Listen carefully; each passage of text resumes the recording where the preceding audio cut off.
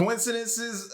I think not. I don't really believe, if you like me, I don't really believe in the whole coincidence. We kind of look at coincidences as like what? A glitch in the matrix. That's what we look like. You know what I mean? Something's going wrong in our simulation.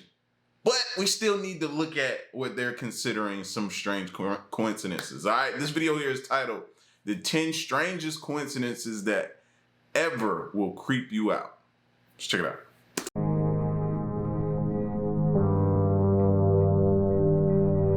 From strange coincidences to unpredictable domino effects, there are many instances in history where chance and luck seem to be more significant than normal. Sometimes these moments of chance can change the world, while other times it's just an eerie coincidence that leaves us wondering if fate is real. Number 10. In early 2015, a hospital in Florida hired nurse's aide Holly O'Brien. A few months later, the same hospital hired Megan Hughes to work on the same floor on the same shift. As far as anyone knew, the two women had never met before, but a strange series of coincidences had brought them both from the same home in South Korea to the same hospital in Florida. Holly was born in South Korea in 1969. Her mother passed away when she was young, and her father remarried and had a second daughter, Yoon-suk. But her father was an alcoholic, which eventually led to the breakup of his second marriage. Yoon-suk's mother took her and left when Pok-nam was just 2 years old. A few years later, Pok-nam's father passed away and Pok-nam went to live in an orphanage. At the age of 9, she was adopted by an American family and given a new name, Holly. She moved to Alexandria, Virginia and started her new life. It was the warm and loving environment she'd been missing for years. But Holly was troubled by the memory of her sister, who'd only been an infant when she last saw her. The family contacted the orphanage to see if they had any information about Yoon-suk. Unfortunately, they had no knowledge of any biological relatives. It seemed like it was impossible that Holly would ever see her little sister again. Even from a young age, Holly liked looking after people. She'd helped take care of the younger children at the orphanage. She decided that was what she wanted to do with her life, and in 1991, she earned her certified nursing assistant's license. She worked for a time at a nursing home and then a rehabilitation center in Florida. After several years of working there, she made the switch to Doctors Hospital in Sarasota. Around the same time, another nurse's aide named Matthew Nelms was hired. Nelms had previously worked at another hospital, where he made friends with a woman named Megan Hughes. Megan was also from Korea and had been adopted by an American family after her mother left her at an orphanage.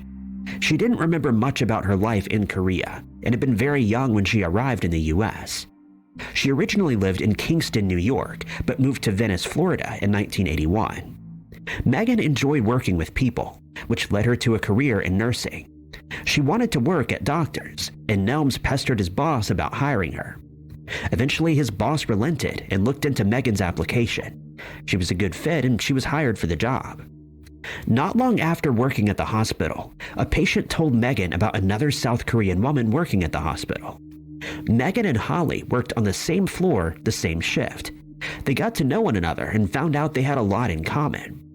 Even though Megan didn't remember much of her life in Korea, there were enough connections for Holly to begin to wonder about her long-lost sister. The two women completed a DNA test. Even though it seemed very unlikely, there were too many similarities for them to ignore. Both had come from roughly the same area of Korea, and they both had the same Korean surname. When the test results came back, it confirmed that the similarities weren't coincidental. Holly and Megan were half-sisters. It's hard to believe, but chance and coincidences had brought the two together decades after they were separated. Number 9. William Shakespeare and Miguel de... Like, that's beyond crazy. That's almost like a magnet. And you took these two together and they just came back together like a magnet, like they just attracted, bro. Like yeah. How do you even strike up the conversation? You know what I mean? To even go say like, you know what? To even act on that feeling. I know they had to feel like, I'm crazy. This person probably think I'm crazy, I'm nuts, all of that. And I would be like, yeah, I think you're crazy and you're nuts. I'm not your family. Cervantes were two writers that shaped modern Western literature. They lived very different lives, and one enjoyed much more success than the other, but they lived at the same time and both coincidentally have the same death dates. Shakespeare is a writer that most people in the English-speaking world have heard of. His plays have been translated into over 100 different languages and inspired many other works of literature. While his plays are well known, the life of Shakespeare himself is less well studied. Shakespeare was born to a well-off family in the small town of Stratford-upon-Avon, sometime in the spring of 1567. The exact date of his birth is a mystery, but we do know he was baptized on April 26th. Today, most biographers will list his date of birth as a few days earlier, on April 23rd. Not only is that St. George's Day, but it would also be the date that Shakespeare passed away, 52 years later. He studied at the local grammar school, but records of his life stop in his late teens. He reappeared again in London in his 20s, and from that point on, Shakespeare's career went from strength to strength. He was part of a playing company called Lord Chamberlain's Men, which later became the King's Men. He was successful throughout his career, with a consistent string of hit plays up until his retirement around 1613, when he moved back to his hometown. He passed away suddenly on April 23rd of 1616. In contrast, de Cervantes had a much more eventful life. It's also one that we know more about, even if he himself isn't as well known. He was born in 1547 to a noble family in Spain, but one that didn't have much money. He served in the Spanish Navy and was wounded in the Battle of Lepanto against the Ottoman Empire in 1571, and the wound left him without the use of his left hand. De Cervantes' problems with the Ottomans continued when he and his brother were captured by the Ottoman pirates in 1575. Their father gave all the money that he had, but it was only enough for the release of de Cervantes' brother. De Cervantes then spent 5 years doing hard labor for the government of Algiers, before a group of Trinitarians finally raised enough money for his release. After such an eventful period in his life, de Cervantes tried to settle down and start writing. He wrote a play about his time in Algiers, but it wasn't successful. He enlisted in the army again, where he worked as a purchasing agent, only to be imprisoned due to irregularities in his bookkeeping. He was released only to be imprisoned again a few years later, when it was suspected he was involved in a murder plot. Through this hardship, de Cervantes continued his writing, and it was when he was in prison that he would write the book he's remembered for today, Don Quixote. While Shakespeare is remembered for changing the English language, Don Quixote is recognized as the first modern novel. It's the second most translated book in the world and has been labeled as the best book of all time. The work is satire and pokes fun at the chivalric romances that were popular at the time. He later wrote a sequel to the famous work, which some have seen as a response to those who interpreted Don Quixote in a way that he disagreed with. De Cervantes wrote a few more novels before passing away in April of 1616. The date for his passing is listed as the 23rd of April, the same date given for Shakespeare. On the surface, it would seem that the two literary greats coincidentally passed away on the same day. But in Spain at the time, the date was normally the date that the individual was buried. De Cervantes likely passed away a day earlier. There was also the fact that England and Spain used different calendars. Spain had already adopted the Gregorian calendar by this point, but England was using the Julian calendar. That meant that even though Shakespeare's date was listed as April 23rd, he actually lived 11 days longer than de Cervantes, passing away on May 3rd, according to the Spanish calendar. Number 8. Most people on the planet are right-handed. In fact, only roughly 10% of people write with and use their left hand most. I'm part of that 10%, by the way. Absolutely special. This guy, you know what I mean? Who else left-handed? Let me know. Most often. In the past, it was considered the work of the devil. Today, left-handedness is accepted as natural, even though it's unusual. But when it comes to presidents of the United States, it's not that unusual at all. 7 U.S. presidents have been left-handed. 6 of these were in office since the end of World War II. That's 42% of presidents since the end of the Second World War, and a little over 15% since the founding of the country. This strange coincidence has been discussed in the media many times over the years.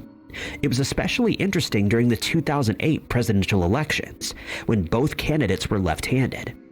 The first president who was known to be left-handed was James Garfield. It wasn't until Harry Truman in 1945 that the US would get its next left-handed president. He was left-handed as a child, but wrote with his right hand as an adult.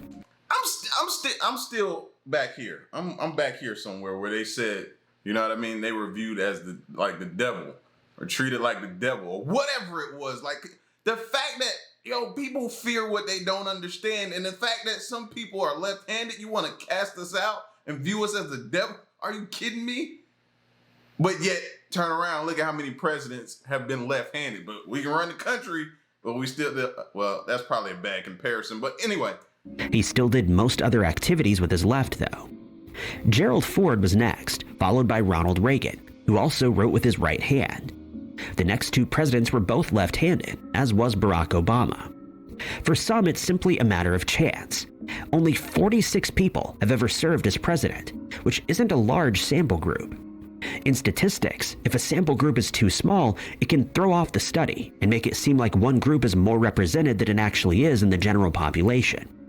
The fact so many presidents are left-handed is just a chance. Others believe that there's something more intrinsic about being left-handed that makes people more likely to be elected.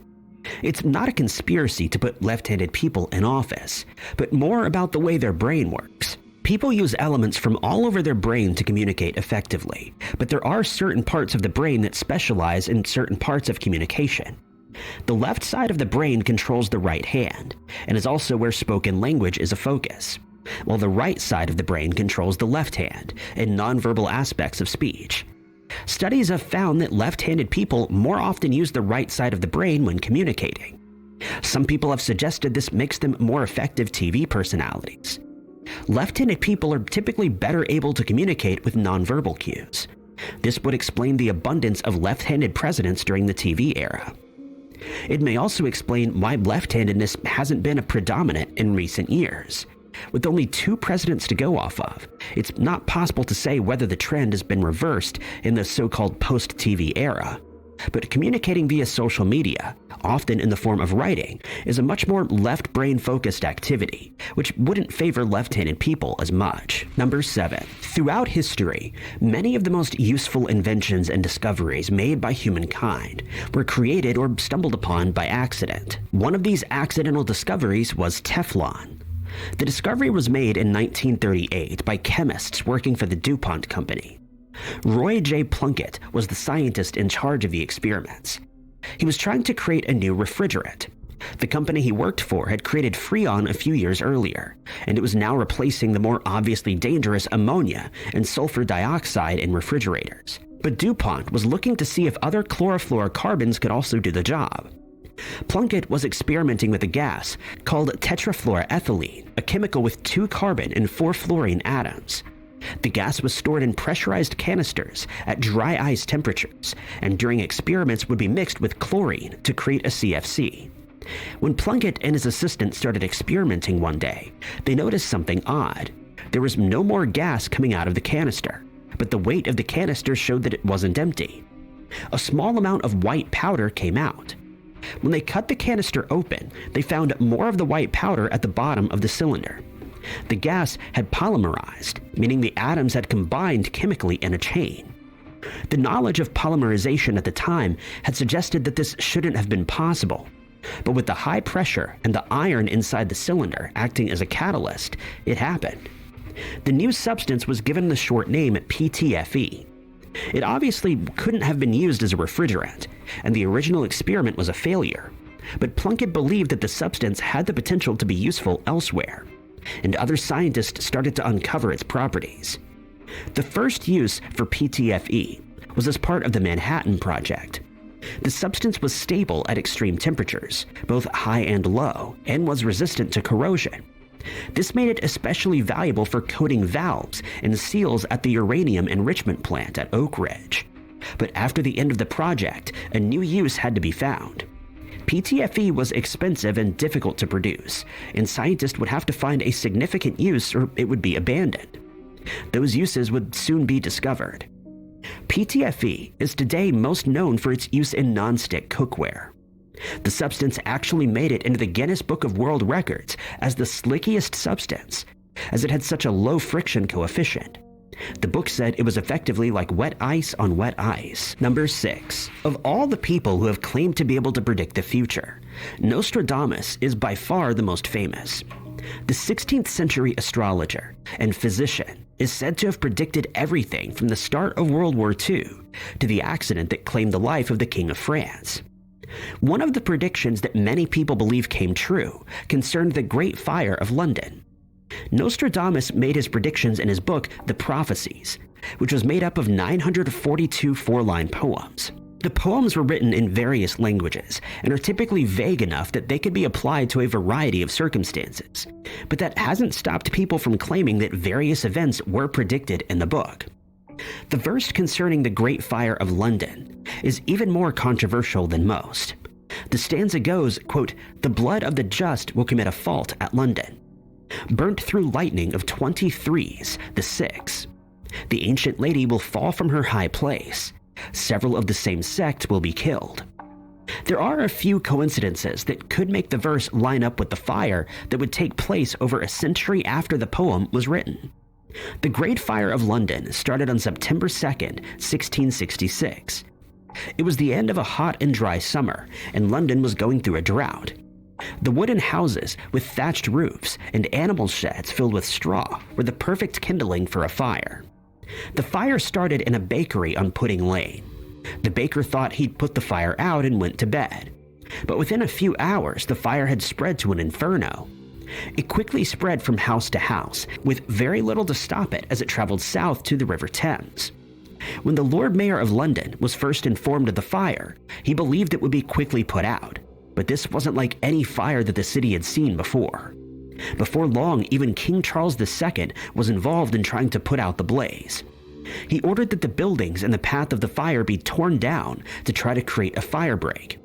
That didn't work. The lines of buckets were also useless. After 3 days, the Navy was called in to clear larger areas and create a bigger fire break. This finally stopped the fire in its tracks, and volunteer groups managed to control the flames. Most of London had been destroyed by the fire. That included the ancient buildings like the Guildhall and St. Paul's Cathedral, along with over 13,000 houses. But very few people actually passed away. Historians believe about 6 people lost their lives in the blaze. Afterwards, though, disease was rampant and many more people passed away. There are a few things people point out as evidence that the Great Fire was what Nostradamus was talking about in the poem. Even though lightning wasn't involved in the blaze at all, the line 23's the 6 could mean 66, the year that the fire took place. London is mentioned by name, but some believe that the ancient lady also refers to the city. It could alternatively be one of the buildings that was destroyed in the fire. Even though very few people passed in the fire, some believe that the final line actually referred to the many rats that perished in the fire.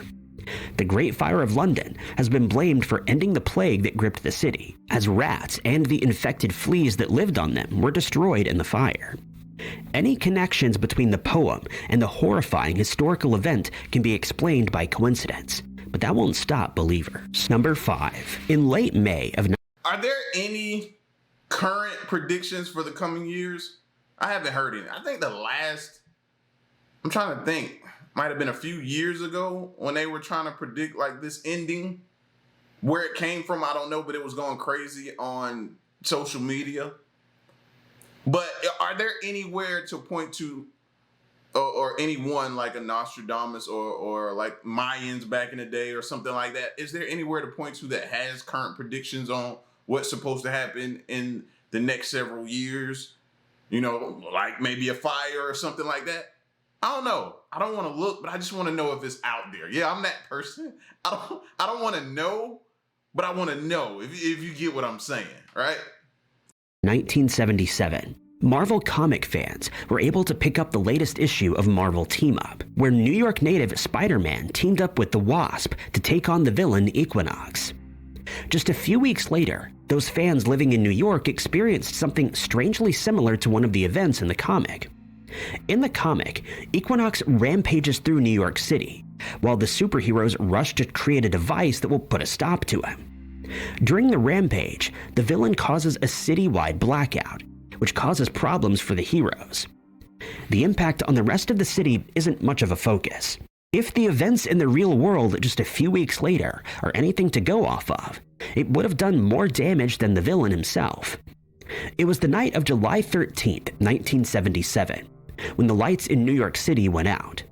Just after 11:30 p.m. on the warm summer night, 4 lightning strikes hit electrical power lines and substations. The extra electricity tripped the circuit breakers and damaged equipment. Workers at the local power company tried to solve the problem, bringing in power from elsewhere and isolating areas where it was possible. But piece by piece, the system completely broke down. An hour after the first lightning strike, the biggest generator in the city shut down, and a citywide blackout commenced. New York City had undergone blackouts before. About a decade earlier, the entire northeast region of the United States had been hit by electrical problems. That blackout lasted 13 hours. It was disruptive, and hundreds of thousands of people were trapped on the subway. But it also temporarily stopped crime, and only a few cases of looting were reported across the entire city. That's surprising. I would expect the crime to increase. I would expect it to pretty much be a purge situation to where it gives them an opportunity to go crazy. Imagine that. The lights go out, blackout in your city. What is the first thing? You're gonna get to put somebody at each post or point of your home with some type of weapon and tell them to protect, because you're thinking crime finna go up. The same could not be said in 1977. The blackout lasted longer and impacted only the New York region, but those weren't the only differences.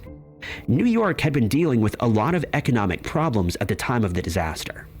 A disruption in the supply of foreign oil had hit the state hard, and it had run into a lot of financial problems. Programs were cut, including police services.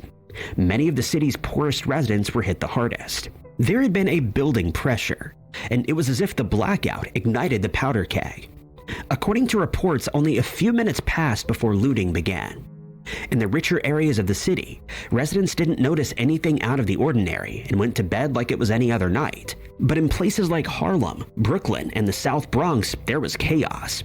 Looting was a serious problem, but there was also an increase in the number of fires and double the number of hoax calls made to the fire department. Police officers were ordered to report to the nearest police station, which often wasn't anywhere near where most of the crime was taking place. Those who were serving in those areas were dealing with thousands of people and were often overwhelmed. Over 4,000 arrests were made, but most of the looters were never caught. The following morning, power still hadn't been restored, but most of the chaos had faded away. It wasn't until that evening, after 25 hours, that power was finally restored to the city. Number 4. Confederate Lieutenant General Thomas Stonewall Jackson was one of the most famous soldiers to fight on either side of the American Civil War. He was one of the most successful commanders and had led the way to many federal defeats. In the end, it would be his own men who would bring his downfall. In a strange coincidence, almost exactly a year later, the same strange fate would meet one of Jackson's successors, Lieutenant General James Longstreet. It was in the aftermath of the Battle of Chancellorsville on May 2, 1863, that Jackson was wounded. Jackson's troops had helped to dislodge the Union forces with a flanking maneuver, helping Robert E. Lee to win the battle. But Jackson wanted to push further and took a small portion of his troops to scout ahead. He often used the element of surprise to win the battle and was looking for the next opportunity to do just that. Eventually, he had to turn back to camp and ride along the orange plank road back to the rest of the troops. Unfortunately for him, it was too dark for the rest of the troops to recognize their commander and fellow soldiers. They believed the group were enemies and opened fire. Jackson was struck by 3 bullets, twice in the left arm and once in the left hand. Others in the scouting party tried to rush Jackson to safety. In the chaos, he was dropped from a stretcher, but the troops managed to get him away. Jackson's left arm was amputated, a very dangerous procedure during the Civil War period. Roughly a quarter of the soldiers who lost limbs would ultimately pass away due to infections, but it was the only way to save the lives of many soldiers who'd suffered horrifying wounds. The doctors didn't want to take any chances with the Star General and kept him away from people with obvious infections. Even though the amputation seemed to be healing properly, Jackson contracted some kind of illness. The doctors believed it to be a kind of pneumonia, which wasn't helped by his fall from the stretcher. Modern historians are still debating what the exact illness was, and believe it might have been a problem with clots, which can sometimes happen with amputations, even today. Whatever the illness was, Jackson was unable to recover and passed away on May 10th. Almost exactly a year later, fighting was happening again on the Orange Plank Road. This time it was part of the Battle of the Wilderness. James Longstreet was another Confederate general. He wasn't as well known as Stonewall Jackson, but was a valuable part of Lee's army. During the Battle of the Wilderness, Longstreet's forces helped to prevent a defeat from the Confederate forces, but history repeated itself before he could push the advantage he had. On the morning of May 6, 1864, Longstreet was leading a troop through the woods approaching Orange Plank Road. The group came across a small forest fire and decided to split up to go around it. Longstreet took half the troops to the right of the fire, while the rest of the unit went around the left. The right half of the unit crossed the road and then continued on to the woods on the other side. The left half lost sight of the rest of the troops and decided to wait at the road. Longstreet realized he'd left half the unit behind, so turned around to rejoin them. When the left half of the unit saw soldiers emerging from the woods, they thought it was a Union troop and opened fire. Longstreet was struck in the neck, but miraculously he managed to survive. He was removed from the battlefield for a time, but returned to fighting before the end of the war. Number 3. Scurvy is a disturbing disease that claimed the lives of millions of sailors during the Age of Exploration. It also, through a series of coincidences, led to the creation of an organization that still haunts Sicily, mainly Italy, and the US for decades. It wasn't until the 1790s that the cause of scurvy was determined. For millions of sailors, fatigue and sore arms and legs were the first signs of a horrifying disease that would see old wounds reopen and capillaries disintegrate. Through a series of experiments, doctors were able to figure out that the disease was actually a dietary problem, rather than some kind of infection. Today, we know that it's vitamin C that's needed to keep scurvy at bay. In the past, it was only known that citrus fruits were effective treatments. There was a huge demand for fruits like oranges and limes, but especially lemons. Lemons are difficult crops to cultivate. They need year-round moderate weather conditions and an ample water supply. There were few places where enough lemons could be grown to feed the new need for this wonder food. Sicily was one of these places. Historians looking at this period in history have described Sicily's lemon farms at this point as being like the discovery of oil. It changed the economy on the island and was the perfect way for farmers to get incredibly wealthy. The problem was there was a lot of work that needed to be done to not only keep the lemon trees alive, but also keep out any thieves. Unfortunately for the lemon farmers, this huge period of growth coincided with a weak government in Sicily. The island had recently come under the control of the Bourbon monarchy, but they didn't have that much actual control. Lawlessness was a real problem across the kingdom of the two Sicilies, especially in the more rural areas, like the island of Sicily itself. Farms couldn't rely on the government to protect them from thieves and other criminals, so they turned to other sources of protection. Recent studies have looked into the historical records gathered when Sicily was unified. Historians found that the areas with the largest crime rates coincided with the areas with the most lemon farms. None of Sicily's other exports had this correlation. The early Mafia organizations got their start protecting lemon farmers, and from harassing those lemon farmers that didn't hire them for protection. The industry was perfect for the organization. It provided a good source of money, and one that was impossible to produce without a certain level of protection. The fact that the government, or more official organizations, couldn't provide that protection meant it was the perfect set of circumstances for the organization to grow. Historians are reluctant to put the blame for the Mafia organizations solely on the lemon farms. The weak government and the legacy of feudalism in Sicily were also important factors. It's possible that a similar organization may have come about even without this valuable export. It definitely provided the perfect start for the Mafia, which may not have seen quite as much success without scurvy and its important cure. Number 2. If his story is to be believed, Yang Kyung-jong may have had one of the most eventful experiences of any soldier during World War II. During the storming of Normandy, many prisoners of war were taken by the Allied forces. Among those were at least 4 individuals who appeared to be Japanese, but were wearing German uniforms. According to his story, Yang Kyung-jong was one of them. Yang was actually Korean, but through a series of coincidences he'd ended up in France, fighting on behalf of the Germans. He was captured for what would be the 3rd time in his life. Yang's story starts half a world away in Korea. Not much is known about his early life, but at the age of 18, he was conscripted into the Japanese army. Japan controlled Korea at the time, and would often use men from the country to fight its battles as it grew its empire. When World War II began, he was sent to Manchuria and northeast China to fight against the Russian forces. Most of the fighting of this time was border skirmishes, which had been happening before the war even broke out. One of these was the Battle of Khalkhin-Gol, which lasted a little over 4 months. By the end of the fighting, 600 soldiers fighting on the Japanese side were taken as prisoners of war, and Yang was among them. Yang was sent to a labor camp where he stayed for a few years while the war raged on outside. The Soviet forces were taking heavy casualties, and those in charge looked for new men wherever they could. Prisoners of war were conscripted to fight on the side of the people that they'd once been fighting against. In 1942, Yang was conscripted. The following year, he was sent to Ukraine to fight in Kharkov. German forces had taken over the city in 1941. There had been an attempt to reclaim the city the following year, but the Soviet forces were pushed back again. The second attempt to reclaim the city wouldn't go any better. Tens of thousands of men lost their lives. Yang was lucky to survive the conflict, but he was one of many to be taken as a prisoner by the German forces. History would then repeat itself. After a string of successes, the German army was now beginning to run out of men. Soviet prisoners were conscripted into the eastern battalions and sent to fight all over Europe. Yang was sent to France and was in Normandy when the Allied forces arrived. Yang was serving somewhere near Utah Beach, where American troops would land during the invasion.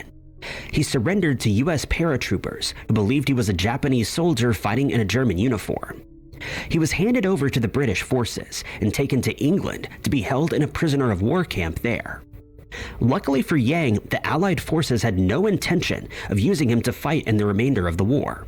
He was sent to America, where he remained in another camp until the fighting had ended. Number 1. I mean, I want to say finally he get a break, but bro, like, talk about trust issues, bro. You don't know who. That's like being in school and being picked by this team, but then being used by that team to fight that team, but then you get on that team to fight that team. And at this point, I don't want to play no more. I don't want to play no more, bro. That is no loyalty whatsoever. After any disaster, there are stories of people who narrowly missed being in the path of danger due to a few chance circumstances and coincidences. Most of those people go on to live ordinary lives after the near miss. Others produce artwork or launch companies that never would have existed if it hadn't been for those small coincidences. One of the most impactful companies that existed only due to chance was Standard Oil. It was December 17, 1867, and John D. Rockefeller was traveling to New York City for business. He was living in Cleveland at the time with his wife and their 1-year-old daughter. He planned to meet his brother to discuss business in New York, but also hoped to see some family and acquaintances for the holidays. He packed accordingly, with various gifts making their way into his luggage for the journey. Rockefeller was a very punctual man and had planned his trip so he could make the most of his time in New York. He would take the Lakeshore Express, leaving Cleveland's Union Station at 6:40 a.m., arriving in Buffalo at 1:30 p.m. The train to New York City left at 6 p.m., giving him plenty of time if the express was delayed for whatever reason. He'd then arrive in New York at 7 a.m. on December 19th, ready for meetings and visits with friends.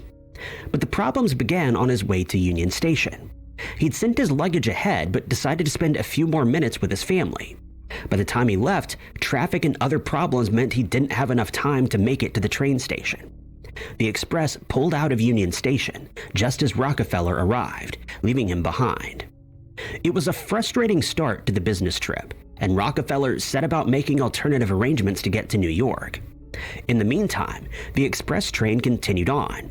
It made a few stops along the way, collecting more passengers, and by the time it reached its last passenger stop in Dunkirk, it was running over 2.5 hours behind schedule. The train was very busy, with about 50 passengers each in the final 2 carriages. Among the people who actually made it on the train were Stephen Stewart, the president of Oil Creek Railroad, Charles Lobdell, editor of the newspaper, and attorney Eliakim Forbush. There were also many ordinary people traveling to meet up with family and enjoy the holidays. At just after 3 p.m., the train's rear carriage ran over a connection point between 2 tracks. The carriage had a damaged axle, and the wheels slipped from the tracks. The carriage derailed just as the train reached Big Sister Creek Bridge, just outside of Angola. It decoupled from the rest of the train, but not before upsetting the next carriage along. Both carriages fell off the bridge as the train came to a halt. The rear carriage burst into flames. The train was lit by kerosene lamps, which had broken during the incident. Each carriage had coal-heated stoves to warm them. Unfortunately, the coals lit the kerosene and the entire carriage burned. Only 3 people in the carriage survived. Thankfully, the next carriage along didn't suffer too much damage. Everyone in the carriage was injured, but only 1 person passed away. A few hours later, Rockefeller's train passed the aftermath of the disaster, which was known as the Angola Horror. He telegraphed his wife to say that he was okay and that he hadn't been on the crashed train. The disaster led to stricter regulations on the railroads, including standards for track gauges and more effective braking systems.